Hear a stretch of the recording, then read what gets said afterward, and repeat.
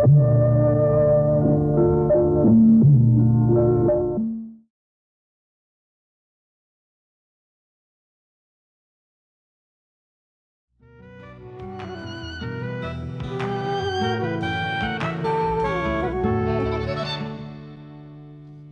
and welcome to my series of conversations with men and women whose ideas, vision and philosophy define our contemporary world.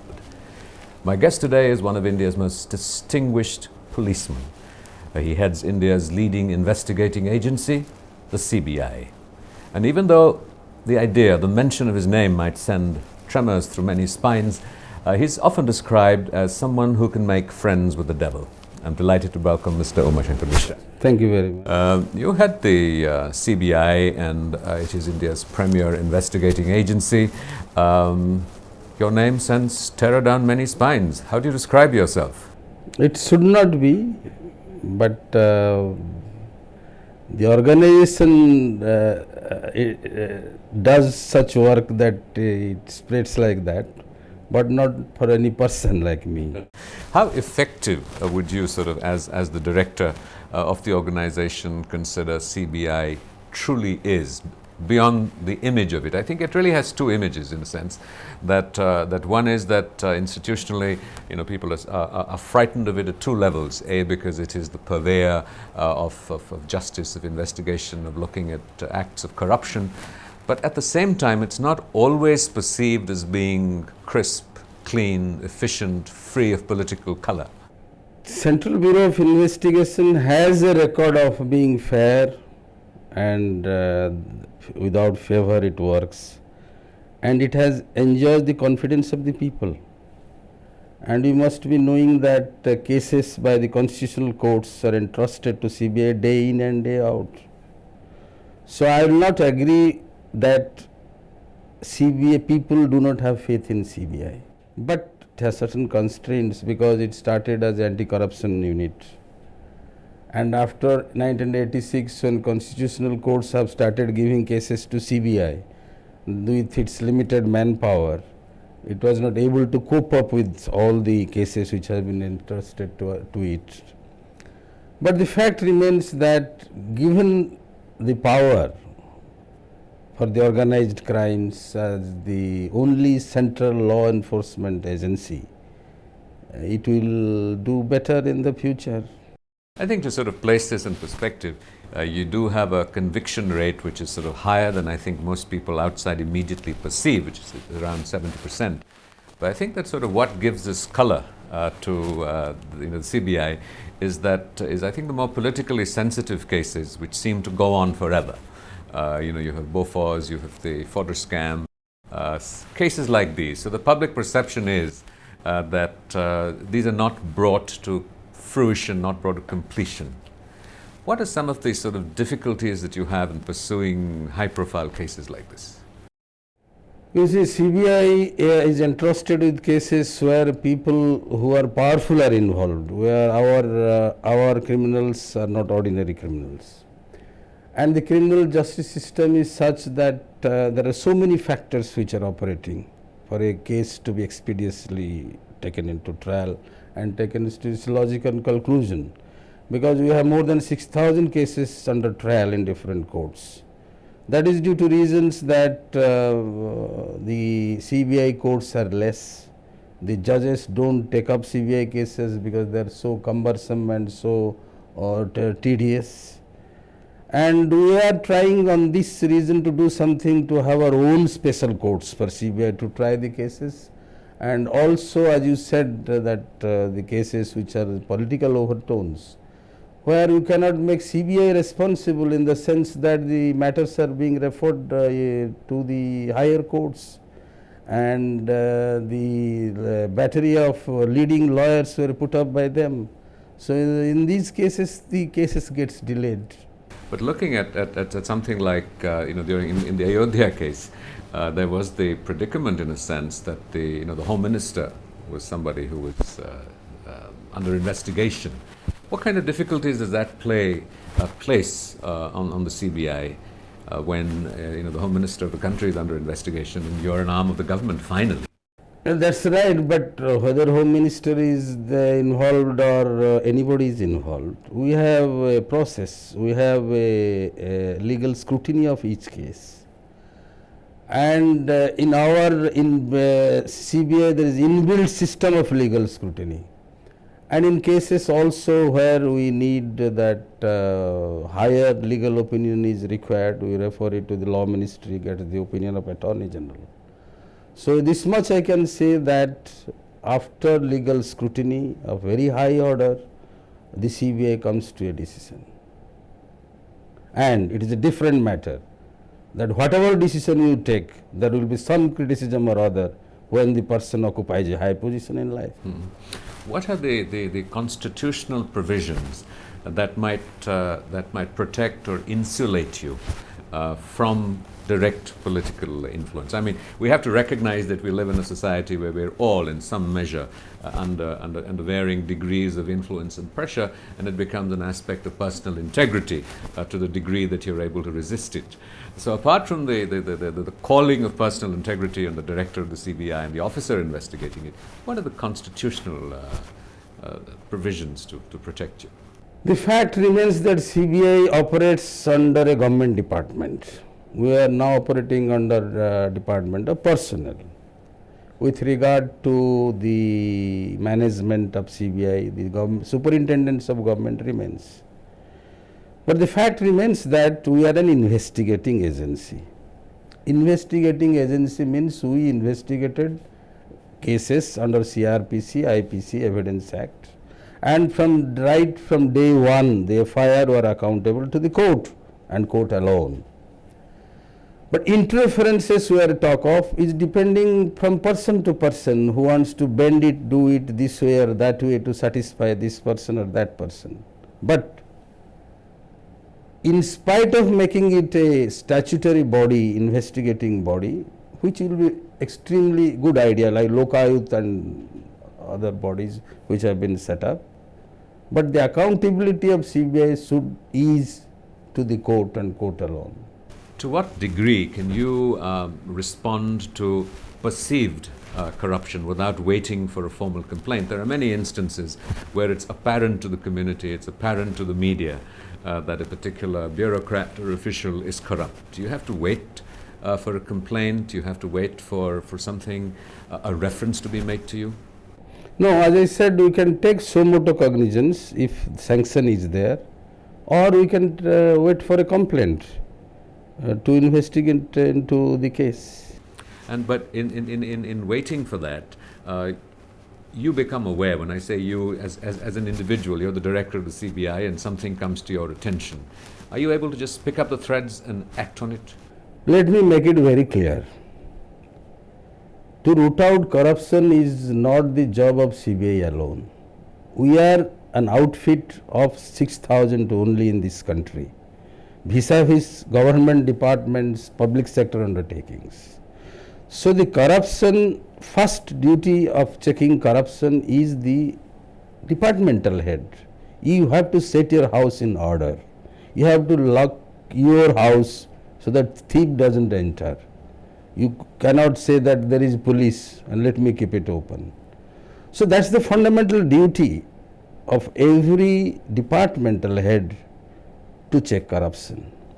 We are an outfit, investigating outfit, which to investigate, to book that person and take him to the court of law. So the cases of higher magnitude, scams, should naturally be investigated by the CBI. Mr. Mishra, as a citizen of India, not just as the head of the premier investigation agency, how frustrated are you by the all-prevalent perception of corruption and the experience of corruption that most of us have? And in what ways would you begin to look at addressing this? In a sense, the role of an investigating agency is that you identify someone who's corrupt and maybe he's prosecuted, and then that becomes a deterrent to other people. How do you look at the issue of corruption and the aspect of trying to resolve this? As you said, it's a very good question in the sense that corruption in this country is not considered a crime. You call a thief and socially ostracize. but you don't ostracize a corrupt man in the society. It has historical reasons, and it has also a social economic milieu in which we are living. Because corruption was no crime, it was called a white collar crime. There was no act to check corruption till 1946 and the same Prevention of Corruption Act in 1988. So it is the society which has to realize that corruption is a crime and their social acceptance should not be there. I have seen, look, I will give an example in my village. A person committed theft of a coconut. He was called a thief and a thief till he died. But in the same village, you find clerks earning a petty pay and all that, having 3-storied building, having a good social status. They don't call him a thief or chore in society. And this is because of historical reasons, and people thought in this country that a policeman has a right to take without paying. He has a right of a babu to indulge in corruption. So this is a phenomenon in underdeveloped countries which were under king's rule. As for example, I will give an example. One king of Mayurbhanj in Orissa, he saw a man in tattered clothes and asked me, "What's your problem?" He said, "I have no job." Then he gave him a job. He said, "You are a forest guard." And after some days the king went and asked him, he was in the same tattered clothes. He said, "What's your problem? I gave you a job." He said, "Hajur, there is no pay." He said, "I will give you a job and pay also, you are useless." So that's what we inherited. So it takes time. A social consciousness has to develop, and each organization's internal vigilance has to develop. It's not an investigating agency which can create and make permanent solutions to the menace of corruption which is eating into the vitals of our society. Apart from the social phenomena, which obviously is beyond the purview of a head of an agency such as you are, you have been in the police, you have been associated with many initiatives and processes looking at crime. What reform would you like to see in the structures, in the systems of policing, of investigation, of tackling crime that you feel will begin to make a difference? Obviously, we need both ends. Few societies have been able to eliminate the aspect of policing, of investigation, of courts, of judiciary, of prosecution, and only leave it to social processes. So, looking at this other end of the spectrum, what reforms would you recommend? Police was used as an instrument to perpetuate their empire by the Britishers. That's the history of Indian police. And we have inherited that background. People have the perception of fear to police. Even I am scared of going in front of a police station. When in childhood that fear was inculcated in us. This is not a new thing, because in Britain also, when the police, Robert Peel started policing, policemen also cut into pieces, thrown into river Thames. So the beginning, this country has got independence for last 50 years. Malimath committee has suggested many changes, procedural changes, but as I said you, the men who are there are important. And they are from the same society in which others have come. You tell me, you are blaming police, in which department, where do you get justice? I have to send a person thrice to go to Accountant General office to get my pay slip, and after that my GPF slip comes also blank. My father today goes, when he was there, now he is not there, pays 20 rupees in a Tahsil office to get his work done. In a rural hospital, people say if you go there, you go only to die. This society, the bureaucracy entire has not changed its attitude. And why police? Because a man goes to a police station when he is in distress. There is a burglary, there is a theft, there is an accident. At that time, when you behave badly, when you demand bribe, it pinches the society. Number two, they are also in uniform, putting on the state's emblem. So they are easily identifiable. Here is a traffic constable taking money. Look, they are corrupt. But and in other departments both are beneficiaries. Here both are not beneficiaries. Police is not able to hand over anything good to you. It can harass only. But for suppose a contractor and engineer, they live very happily with the bribe, no complaint. Things are getting easier by giving bribe, they can get their work done. So I don't say that police by doing this is good, but an orientational change is required, a training in by way of a training, and I am sure with passage of time things will improve. And there are many bright police officers who are doing very well also. And some places like Maharashtra, like other Bombay police, they have earned a good name. And that we are trying for these two things, procedural changes, legal changes, and to build up the material that is more important to handle this department. Mr. Mishra, above all, you're a citizen of India, you're a human being, and I sense so much anguish, personal anguish from you about the state of, shall we say, the law enforcement agencies, the investigation agencies. How do you as an individual who spent your career in this profession reconcile the pain that you experience with the inefficiencies and the injustices of the system at the human level? Should I tell you frankly, God might be kind to me.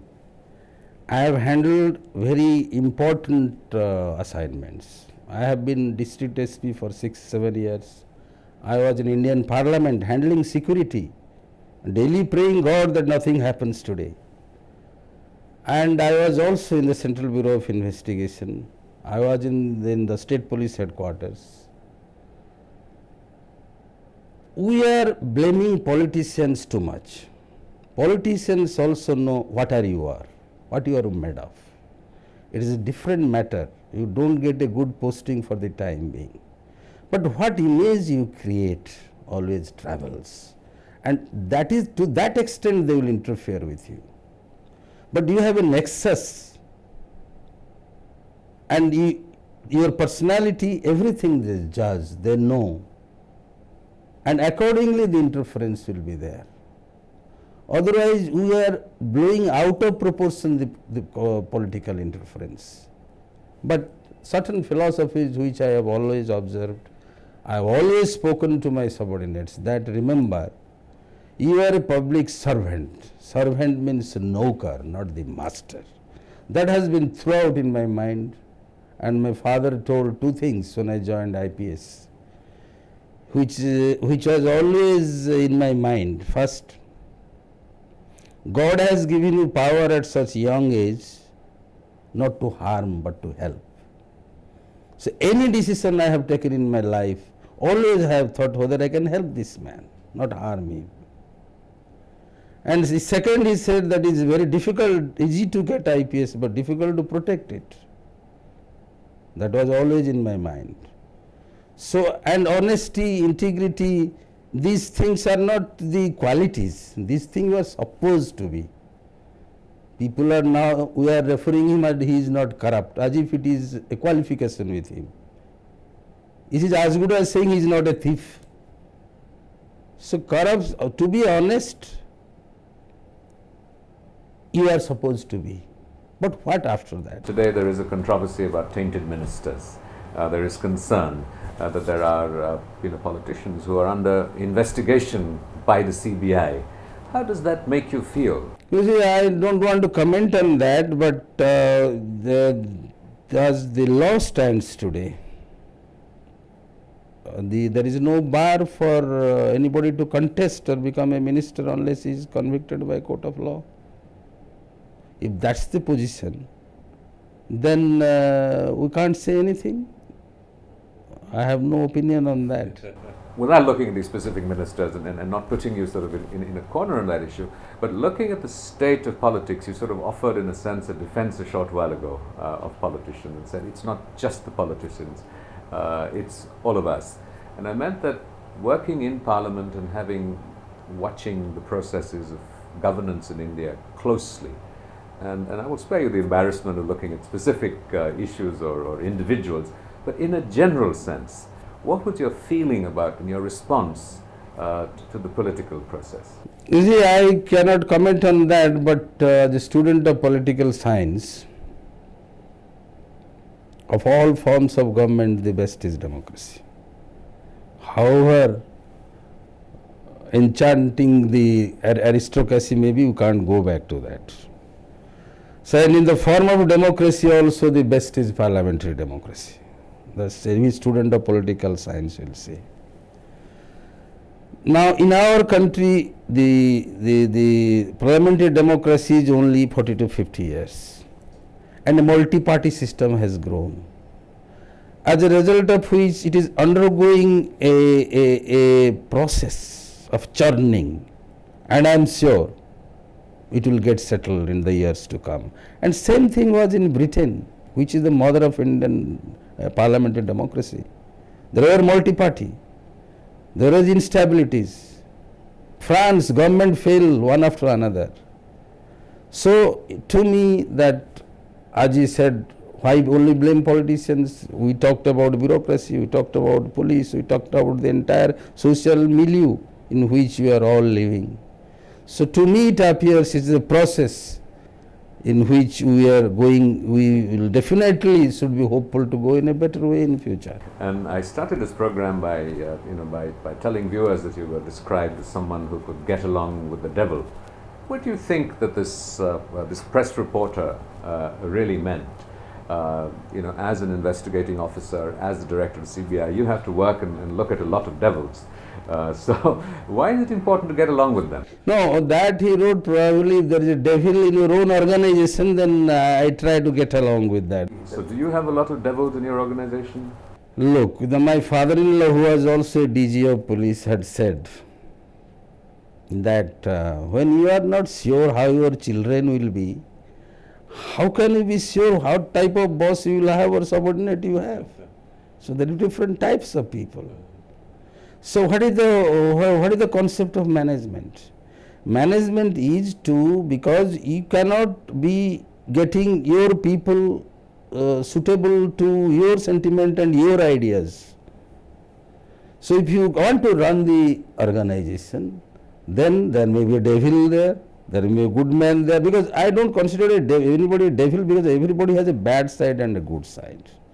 So try as much as possible to exploit his good side, and for the greater interest of the organization.